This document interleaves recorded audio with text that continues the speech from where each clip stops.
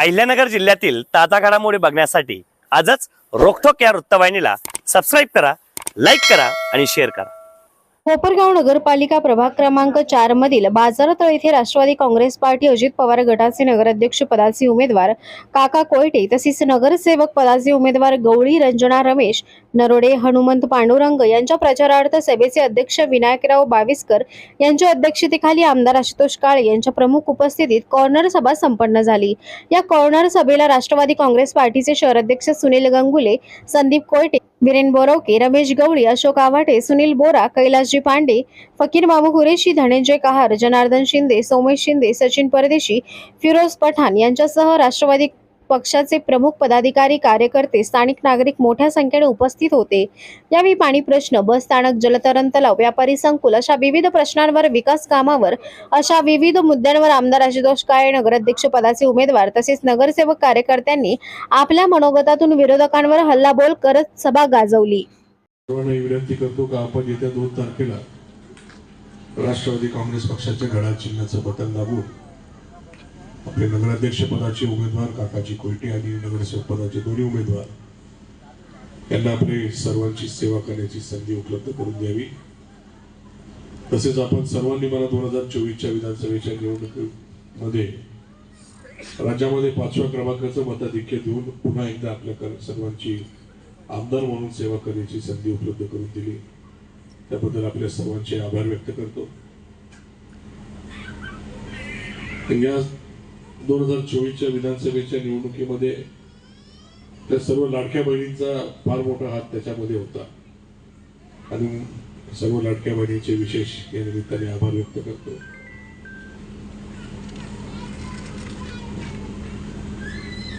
ही जी काही निवडणूक आपली आता 2025 मध्ये होते, ही तब्बल 9 वर्षानंतर नगर परिषदची निवडणूक होती। त्याच्या अगोदर ही 2016ला निवडणूक झाली होती आणि 9 वर्षानंतर ही निवडणूक होते आणि म्हणून ही निवडणूक त्या दृष्टीने अतिशय महत्वाची आहे। कारण की नगराध्यक्ष असतील, नगरसेवक हे आपल्या नगर परिषदेमध्ये काम करणारे आपले प्रतिनिधी म्हणून आपल्या अडचणी त्या ठिकाणी मांडणार आहे। पण 2016ची परिस्थिती जर आपल्याला आठवत असेल तर आपल्या सर्वांना 23 दिवसात पाणी मिळत होतं, आठवत आहे ना? 23 दिवसात। आणि म्हणून आपण सर्वांनी 2019ला मला पहिल्यांदा आमदार करून त्या ठिकाणी आपली सेवा करण्याची संधी दिली आणि म्हणून त्या संधीच्या माध्यमातून आपल्या शहराचं पाणी पुरवठा योजना मंजूर करून आणण्याचे काम मी केलं आणि त्या योजनेमधला एक महत्वाचा भाग म्हणजे 5 नंबर साठवण तलाव आपण पूर्ण केला आणि जे पाणी आपल्याला 23 दिवसाआड, कधी 16 दिवसाआड, कधी 10 दिवसाआड मिळत होतं, 5 नंबर तलाव पूर्ण झाल्यामुळे ते आज पाणी आपल्याला 4 दिवसानंतर मिळते। परंतु आजही 4 दिवसानंतर पाणी मिळत असताना आपण सर्वजणी 8 दिवसाचंच पाणी साठवत आहे, बरोबर आहे ना? ते सवय आपल्याला लागली 8 दिवसाचं पाणी साठवायची, बरोबर आहे का? ते 4 दिवसानंतर आले की पाणी फेकून द्यायचं, परत 8 दिवस। गेली वर्षभर आपल्याला हे 4 दिवसानंतर पाणी मिळतंय तरी आपली सवय मोडायला तयार नाही। ते अनेक वर्षांपासूनची सवय आहे, काही सहजासहजी ती सवय जाणार नाही। परंतु आपल्याला ज्या पद्धतीने आपण 4 दिवसांनी पाणी केलेलं आहे, 5 नंबर तलाव पूर्ण केलेला आहे, त्या योजनेमध्ये 1 ते 4 तलाव देखील पूर्ण करायचे होते। त्याचं काट्या काढण्याचं काम असेल, काही साफसफाई होती, काही थोडंफार खोलीकरण असेल, कागद टाकायचं जेणेकरून त्या 1 ते 4 तलाव मधून लिकेज होणार नाही, असं सर्व काम ते योजनेमध्ये होतं। परंतु जेव्हापासून 5 नंबर तलाव पूर्ण झालाय, आपले जे काही नवीन उपनगर झालेले त्या भागामध्ये जवळपास 100 एकरांचं प्लॉटिंग, बंगल्याचे प्लॉट असतील, कुठे बिल्डिंगचे प्लॉट असतील, एवढ्या मोठ्या प्रमाणामध्ये प्लॉटिंग चालू झालं। 7 ते 8 नवीन बिल्डिंगा त्या उपनगरामध्ये नव्याने चालू झालेल्या आणि जर झपाट्याने एवढी लोकसंख्या जर आपल्या शहराची वाढणार असेल तर आपण तात्पुरता हे 4 तलाव पूर्ण करायचे. हे 4 तलाव पूर्ण करून तुम्हाला आजही रोज पाणी देता आलं असतं, परंतु आपल्याला विचार करायचा पुढच्या 50 वर्षाचा. पुढचे 50 वर्ष आपल्याला पाण्याची कमतरता भासली नाही पाहिजे. आणि म्हणून आपण ज्या पद्धतीने 5 नंबर तलाव कॉन्क्रीटचा केला, 30 फूट खोल तो तलाव आहे, त्याच पद्धतीने आपल्याला बाकीचे तलाव कॉन्क्रीटचे करून पुढचे 50 वर्ष आपल्याला कधीही पाणी टंचाई भासणार नाही, अशा पद्धतीचं नियोजन आपण त्या ठिकाणी करतोय. ठीक आहे, आज 4 दिवसाड झालेले, मला रोज दिवसाड किंवा रोज पाणी आपल्याला द्यायचं हे माझं स्वप्न, हे माझा शब्द आहे आणि तो पूर्ण केल्याशिवाय मी थांबणार नाही. 5 नंबर तलाव पूर्ण करून आपण 4 दिवसांनी पाणी देतोय, म्हणून आपण सर्वांनी मला दुसऱ्यांदा काम करण्याची संधी दिली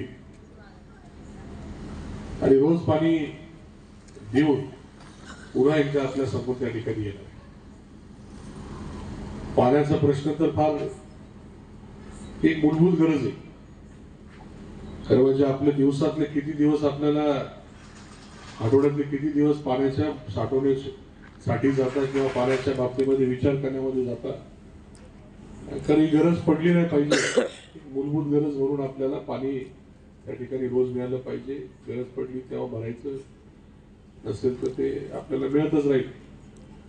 आज आपण 4 दिवसानंतर घेतोय, ते 8 दिवसाचं साठवतोय. ज्या दिवशी आपलं रोज पाणी होईल, तुम्हीच वैतागून म्हणणार आहे नाही मी साठवत, साठवायची गरजच नाही, रोज येणार आहे, दिवसाड येणार आहे, किंवा साठवायची त्या ठिकाणी गरज पडणार नाही. नुसतं पाणी प्रश्न नाही, पण आपल्या ज्या काही गटारी आहे या देखील भूमिगत करण्यासाठी भूमिगत गटारीच्या योजना आपण मंजूर करून आणलेली आहे. तसं त्याचा डायरेक्ट फायदा आपल्याला नाही, परंतु आरोग्याच्या दृष्टीने गटारी भूमिगत होणं अतिशय महत्वाची गरज आहे. आणि त्या सर्व भूमिगत गटारी जे काही सांडपाणी त्या माध्यमातून शहरामध्ये तयार होतं, ते पाणी एका ठिकाणी आपण कलेक्ट करून त्याच्यावर प्रक्रिया करून ते पाणी पिण्याच्या सोडून बाकी सगळ्या कामासाठी योग्य असेल असा तो प्रकल्प, त्याचं काम एका 1-2 महिन्यामध्ये आपल्याला चालू करायचं आहे. आणि म्हणून तो एक प्रकल्प आपण मंजूर करून आणलेला आहे.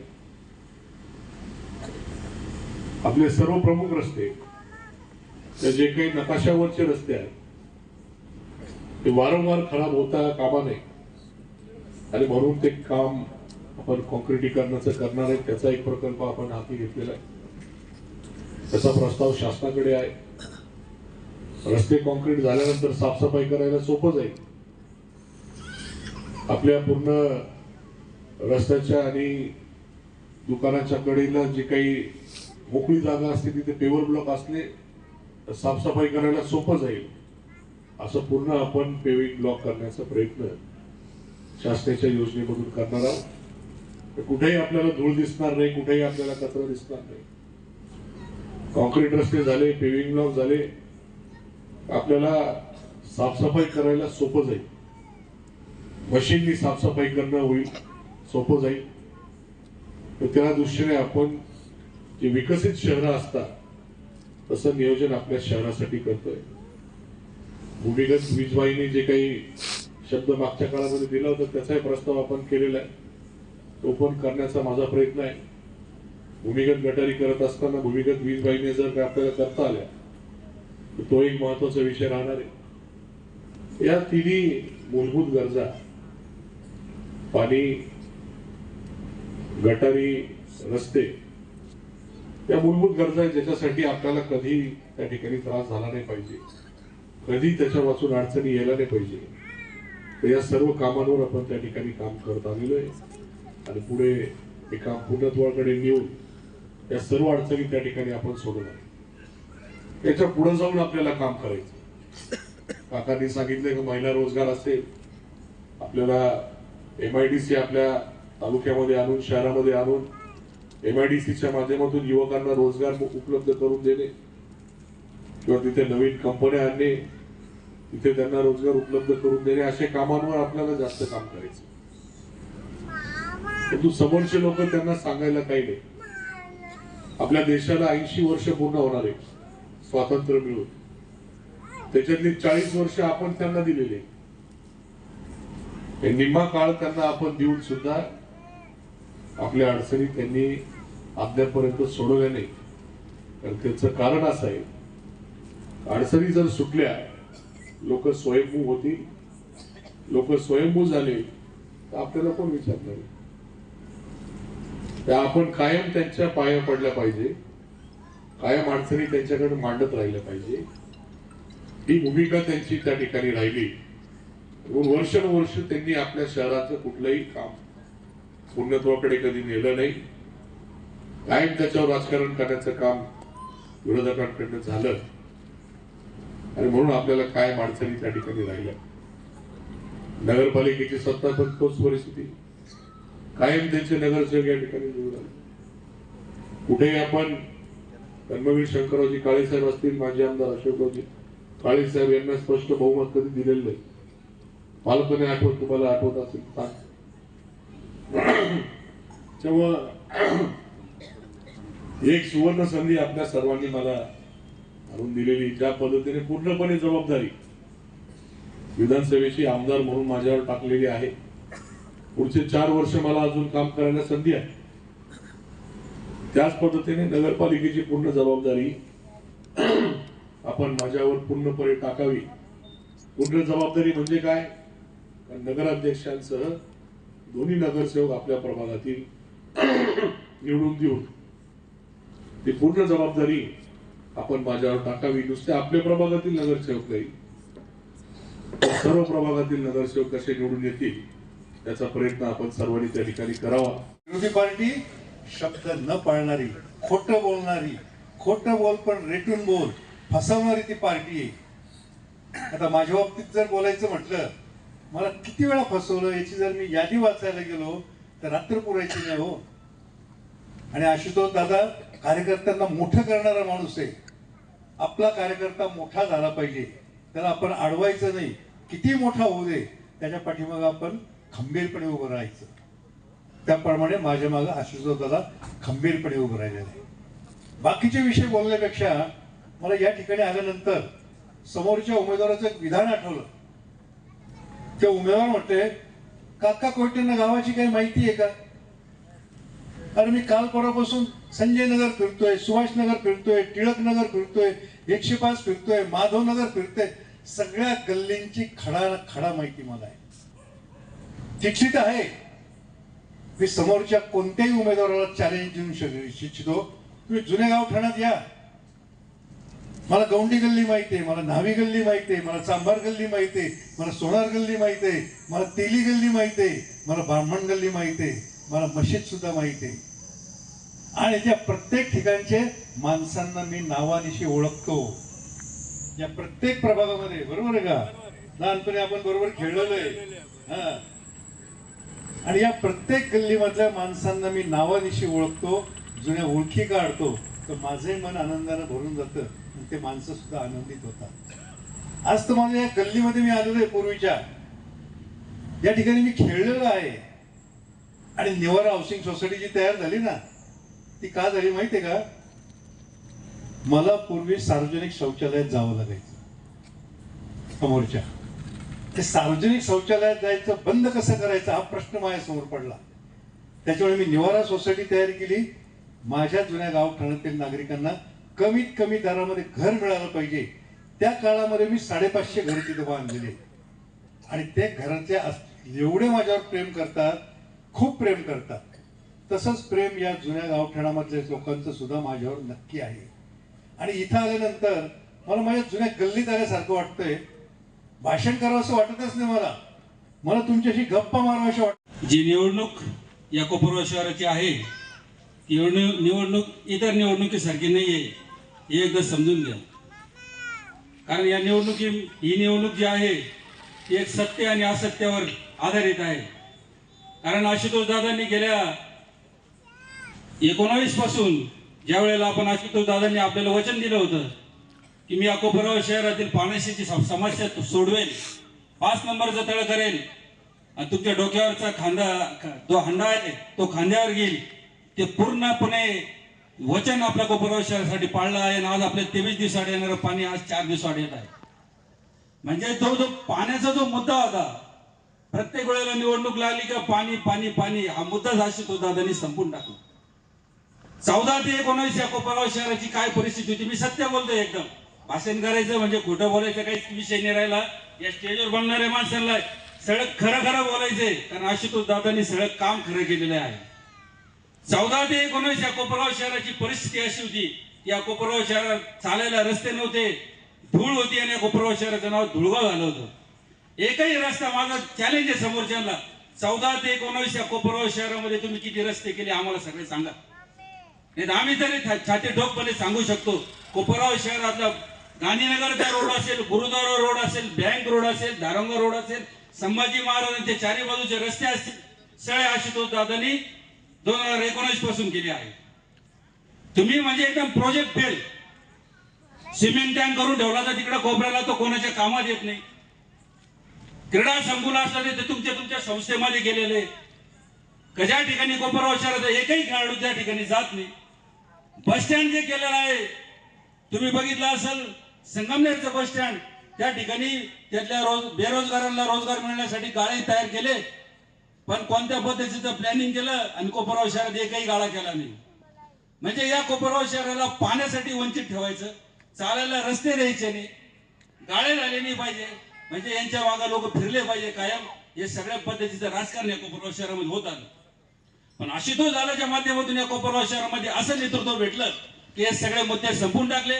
बस स्टँडच्या तिथला जो विषय होता, मागे गाड्यांचं काम चालू झालेलं आहे, तुम्ही केलेल्या चुका दुरुस्त करता येणार. क्रीडा संकुल तुम्ही ते तिकडे पळून नेलं, ते सुद्धा केव्हीपीच्या ग्राउंडवर दिमाखात उभं राहणार आहे. म्हणजे तुम्ही ज्या गोष्टी केल्या, तुम्हाला नेमकं करायचं का होतं हेच कळालं नाही. आम्हाला तुम्हाला सांगायचंय का जे 2014 ते 19 तुम्ही जे करू शकले नाही ते आशुतोष दादा कसं काय करू शकले. रस्ते तुम्ही करू शकले नाही, ते आशुतोष दादांनी 19 नंतर केले. पाण्याचं तळ तुम्ही करू शकत होते, का केलं नाही. जे आशुतोष दादा करत होते ते तुम्ही करू शकत होते, पण ते तुम्ही का केलं नाही याचं प्रश्नाचं उत्तर तुम्ही या त्या नगरपालिकेच्या निवडणुकीमध्ये तुम्ही जे कॉर्नर मिटिंग इकडे तिकडे घेताय, खोटं बोल पण रेटून बोल. तुम्ही सांगा आम्ही 5 नंबरचं तळ का करू शकलो नाही, रस्ते का देऊ शकले नाही, गाड्या इथं का करू शकले नाही, या सगळ्याचं उत्तर तुम्ही द्या या पब्लिकला. खोटं बोलायचं नाही, जे असेल ते स्पष्ट आणि खरं बोललं पाहिजे. 20 ते 22 समाजाला आशुतोष दादांनी बोलावून तुमच्या समाज मंदिरासाठी पैसे दिले. म्हणजे त्या लोकांना कल्पना सुद्धा नव्हती की समाज मंदिर आपल्या समाजासाठी होऊ शकतं, असं आमदार निधीतून आशुतोष दादांनी त्या लोकांना बोलवलं. 10-10, 20-20, 30-30 लाख रुपये दिले आणि दिमागात उभे. खोटं नाही, कॅमेरावाले सगळे पत्रकार इथं आहे, तुम्ही मग विरोधी पार्टीच्या लोकांनी यावं, मी त्यांना दाखवतो आशुतोष दादांनी कोपरगाव शहरात कुठं कुठं ते काही काम केलेले. बोलायचं फक्त काय दिसत नाही आम्हाला, तुम्हाला कसं दिसायचं ते मी दाखवतो तुम्हाला. गेल्या मागे आपण पाण्यासाठी वंचित होतो. 23 दिवसाड्या कोपरगाव शहरात पाणी येत होतं. मागे माजी नगराध्यक्षांनी येसगावला, तुम्हाला आठवत असेल 7-8 वर्षापूर्वी, तिथला जो कॅनॉल आहे, जो कोपरगाव शहराला पाणी भेटतं, त्या पाण्याला पाईप टाकले आणि स्वतःच एक अनलिगली तळ निर्माण केलं. त्या तळ्यामध्ये ते तळ कोणाचं होतं, जे कोपरगाव शहराच्या वाट्याचं पाणी होतं, ते कोणी चोरलं याचा तपास तुम्ही लावा, त्याचं प्रश्न तुम्ही उत्तर तुम्ही विचारा. म्हणजे एक साईडला आशुतोष दादा कोपरगाव शहरातील पाण्याच्यासाठी धडाडत होते आणि एक साईडला तुम्ही पाण्याच्या तळ्यातून पाणी चोरत होते आणि कोपरगाव शहरातील महिलांना 23 दिवसाआड पाणी भेटत होतं. तर मग तुम्ही ठरवायचंय, तुम्हाला पाणी देणारा माणूस पाहिजे की पाणी चोरणारे माणसं पाहिजे, हे तुम्ही ठरवायचंय. पाणी रस्ते तुम्ही देऊ शकत नाही, कोपरगाव शहराच्या हिस्सेचं सगळं तुम्ही घेऊन जात राहतात. आणि आज या ठिकाणी कोपरगाव शहरामध्ये तुम्ही बघितले, असं कधी जगाच्या धर्तीवर झालेलं नाहीये की स्थानिक नगरसेवक हे काम करण्यासाठी निवडून देत राहतात. तुम्ही खुशाल 28 कामाचे कोपरगाव शहरातले मेन रस्ते होते, धुळगाव म्हणून कोपरगाव शहराची ओळख झाली होती. 28 कामं तुम्ही होऊ नये म्हणून कोर्टात गेले, कोर्टातून स्टे घेतला. कोपरगाव शहरातील महिलांना पाण्यासाठी वंचित होते, 5 नंबरचं तळ व्हायला लागले, 2-4 शेतकरी उभे केले आणि कोर्टात स्टे घेण्यासाठी प्रयत्न केला. खोटं असेल तर मी बोलतो ना, तुम्हाला सगळं दाखवतो मी तुम्हाला. पण तुम्ही माणसं शेतकरी, जो शेतकरी सामान्य शेतकरी हायकोर्टमध्ये जर वकील द्यायचा ठरला तो देऊ शकत नाही, स्थानिक कोर्टात सुद्धा देऊ शकत नाही. हायकोर्टमध्ये 3-3, 4-4 वकील दिले या कोपरगाव शहरातील पाण्याचं तळ होणे, महिलांच्या डोक्यावरचा खांद्यावर यावासाठी. मग ह्या सगळ्या गोष्टीचं कुटील राजकारण तुम्ही आजपर्यंत केलं आहे. म्हणून तुम्हाला सगळ्यांना सांगणे, मी खोटं बोलत नाही. तुम्ही येणाऱ्या 2 तारखेला जी निवडणूक आहे, आशुतोष दादांचे जे काही उमेदवार आहे घड्याळाचे, म्हणजे खाली 2 घड्याळ आणि वरती नगराध्यक्ष पदासाठी काकासाहेब कोटे आशुतोष दादांनी जो उमेदवार दिला आहे, मी त्यांचं काम बघितलं डोळ्यांनी. नगरपालिका डोळ्यासमोर ठेवून काम करणं आणि नगरपालिका नसताना निवडणूकच लढवायची नव्हती. मी गांधीनगरमध्ये त्या दिवशी सभा होती आमची, तिथल्या त्या मारुतीच्या मंदिरामध्ये 30-40 महिला, निराधार महिला, यांची खायची वेळची आली होती, काही अपंग महिला होत्या, त्या काकासाहेबांची वाट पाहत होत्या. का आम्हाला 2 टाइमचं अन्न देणारा माणूस आम्हाला बघायचा आहे का? म्हणजे 7-8 वर्षापासून त्या महिलांना रोज गरम जेवण 2 टाइमचं, सणासुदीला त्या लोकांना गोड जेवण जे आपण घरी करतो असं पुरवणारा माणूस त्यांना बघायचा होता. ते काकांची वाट पाहत त्या मंदिरात बसले. निवडणूक डोळ्यासमोर ठेवून केलेलं नाहीये, असे असंख्य प्रकारचे काम काकासाहेबांनी केलेले.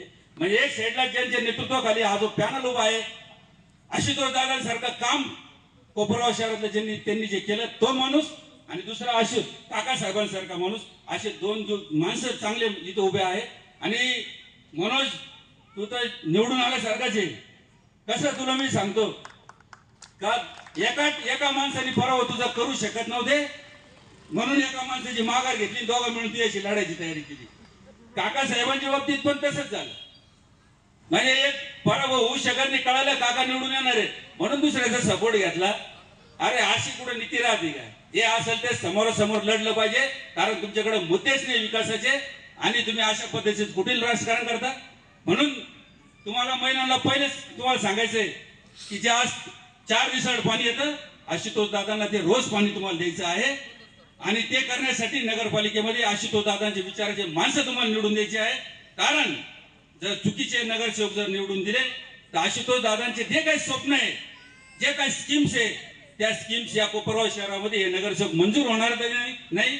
आणि आपल्याला पुन्हा या कोपरगाव शहराचा धुळगाव होईल, पाण्यासाठी वंचित राहू. म्हणून ही जी निवडणूक आहे, ही निवडणुकीसाठी तुम्ही आशुतोष दादाच्या विचाराचे सर्व नगरसेवक निवडून द्या आणि नगराध्यक्ष निवडून द्या, आणि या कोपरगाव शहराचा विकास बघा. एवढं बोलतो माझे 2 शब्द संपवतो.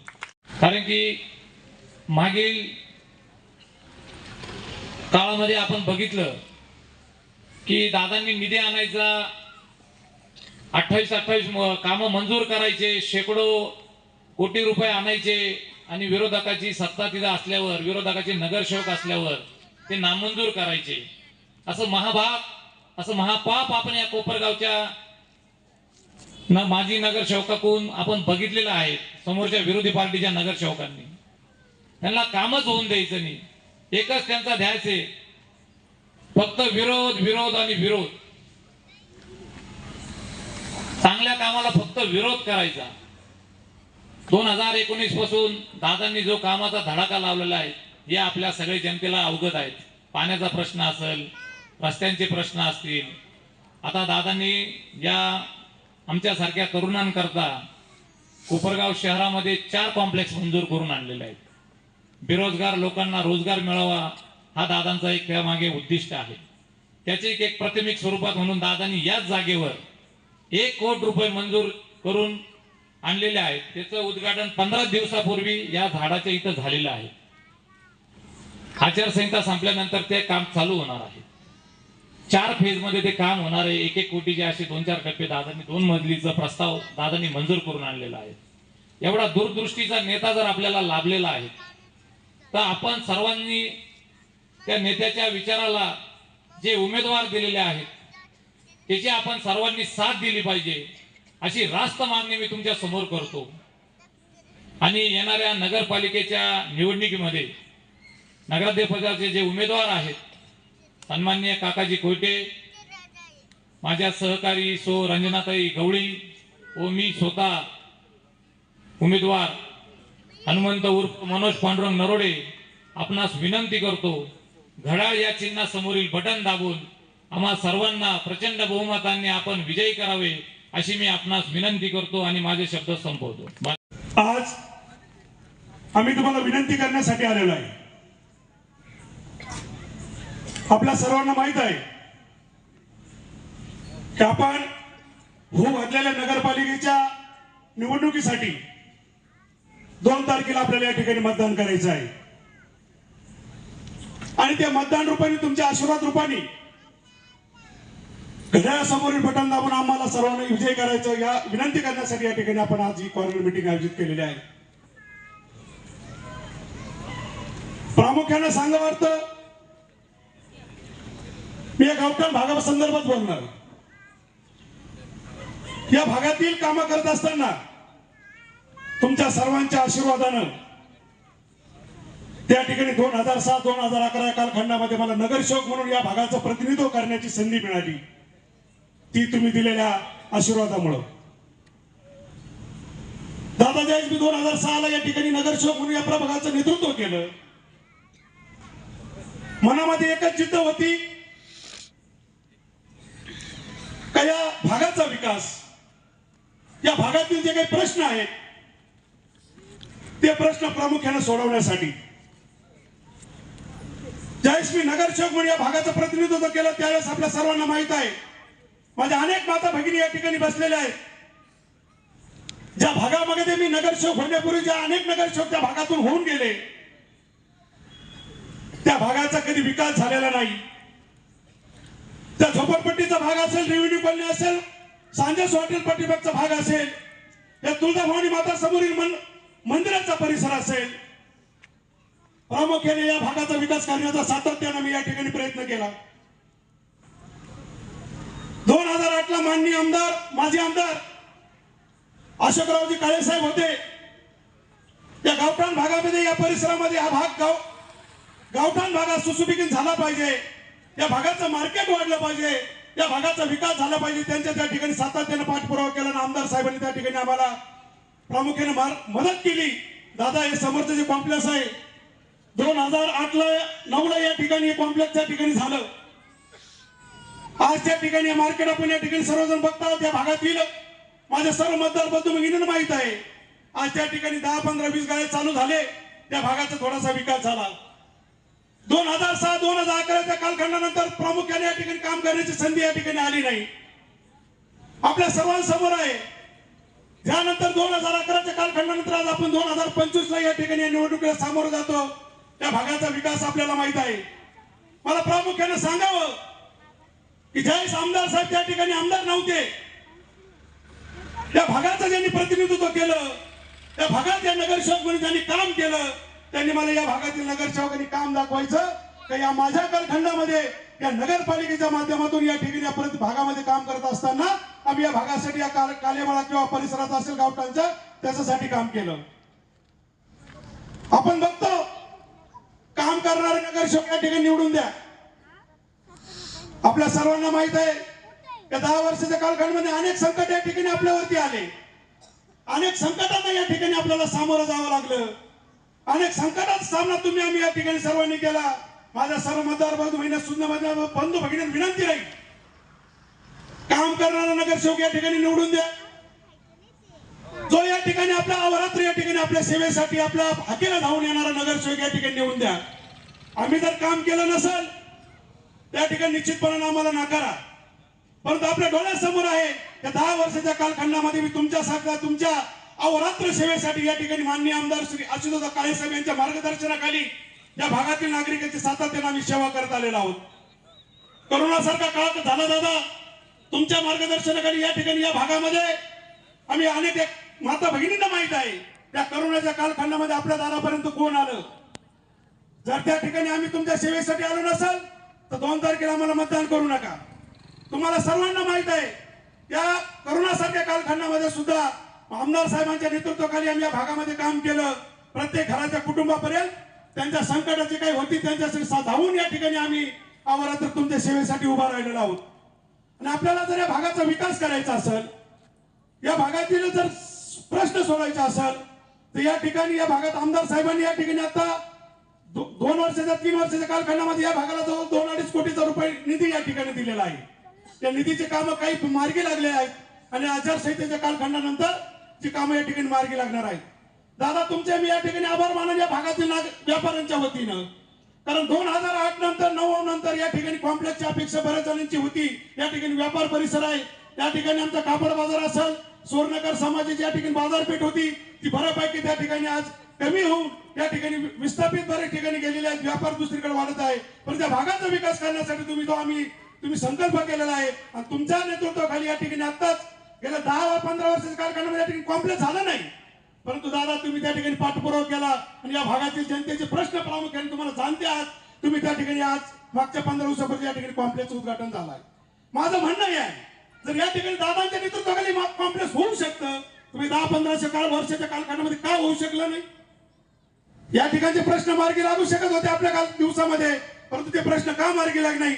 दादा आमच्या तुळजाभवानीच्या आशीर्वादानं या ठिकाणी आम्ही काम करतो. त्या तुळजाभवानीच्या आशीर्वादाने या ठिकाणी आम्हाला काम करण्याची संधी या भागातील नागरिक दिली होती. त्या 10 वर्षाच्या कालखंड मी ज्या 11 नंतर नव्हतो त्या दादा या ठिकाणी तुळजाभवानी मंदिर परिसरामध्ये कुठल्याही प्रकारचं काम झालं नाही. दादा तुम्ही त्या ठिकाणी तुळजाभवानीच्या परिसराचा सुशोभीकरण करण्यासाठी, या भागातील प्रश्न सोडवण्यासाठी तुळजाभवानी मंदिरासमोरील कॉन्क्रिटीकरण हा रस्ता सुद्धा त्या ठिकाणी आपण घेतलेला आहे. दादा त्या समोरचे जे काही माझ्या माता भगिनी आहेत त्यांची अनेक वर्षाची मागणी होती की या ठिकाणी आम्हाला धुळीला सामोरं जावं लागतं. दादा तुम्ही या ठिकाणी फ्लोइंग ब्लॉक साठी सुद्धा पैसे दिलेले आहेत. अनेक कामं या ठिकाणी आम्ही आमदार साहेबांच्या मार्गदर्शनाकडे मार्गी लावणार आणि पुढील कालखंडामध्ये सुद्धा दादा या ठिकाणी पाण्याची टाकीची आम्हाला आवश्यकता आहे. या भागामध्ये गावठाणचा जो भाग आहे या ठिकाणी आम्हाला प्रामुख्याने पाण्याच्या टाकीची आवश्यकता आहे आणि ती आपण या ठिकाणी निश्चितपणे आमची ती मागणी पूर्ण कराल. दादा या ठिकाणी या भागामध्ये आज या आम्ही डेपोचा परिसर आहे, त्या ठिकाणी जे काही गाळे बांधले छोटे छोटे मार्केटसाठी बांधले, परंतु त्या ठिकाणी ते व्यवस्थित झाले नाही. त्या भागाचा सुद्धा परिसर त्या ठिकाणी आपल्याला व्यवस्थित करून त्या जागेचा कशा पद्धतीने आम्हाला उपयोग करता गार्डनसाठी, त्या माझ्या माता भगिनी आहेत, बालगोपाल आहेत, त्यांना खेळण्यासाठी सुद्धा त्या ठिकाणी या भागामध्ये गार्डनची गरज आहे. दादा तुमच्या नेतृत्वाखाली तुमच्या मार्गदर्शनाखाली आणि सन्माननीय होणारे नगराध्यक्ष निश्चितपणाने 3 तारखेला कोपरगाव नगरपालिकेवरती नगराध्यक्ष म्हणून सन्माननीय काकासाहेब कोयटे आपल्या सर्वांच्या आशीर्वादाने राहतील आणि त्यांच्या मार्गदर्शनाखाली काका आम्हाला या ठिकाणी ते काम सुद्धा मार्गी लावायचं आहे. मी या ठिकाणी वेळ झालेला आहे, अनेक प्रश्न आहे. माझ्या सर्व माता भगिनींना विनंती आहे, तुमच्या हाकेला धावून येणारा रात्री 2 वाजता जर तुम्ही फोन केला तर आम्ही दोन्ही उमेदवार असे आहेत की रात्री 2 वाजता सुद्धा आपल्या सेवेसाठी त्या ठिकाणी उभा राहू. तुम्ही असे नगरसेवक निवडून द्या की ज्या ठिकाणी तुम्ही रस्त्याने चालले असताना तुमचे 10 वेळेस तुमच्या दुकानासमोरून तुमच्या समोरून जाणारे नगरसेवक निवडून द्या. आमची या ठिकाणी गाडीत हात दाखवा आणि गाडी थांबवा, अशा आम्ही नगरसेवक आहोत. होणाऱ्या तुमच्या आशीर्वादानं आम्हाला या ठिकाणी पुन्हा काम करण्याची संधी द्यावी आणि तुमच्या मदतीला जे नगरसेवक धावून येत्या, जे काही या भागाचा विकास करण्यासाठी तुम्ही आम्हाला संधी द्यावी. पुन्हा एकदा आमदार साहेबांच्या नेतृत्वाखाली एवढी विनंती करतो आणि थांबतो. जय हिंद, जय महाराष्ट्र.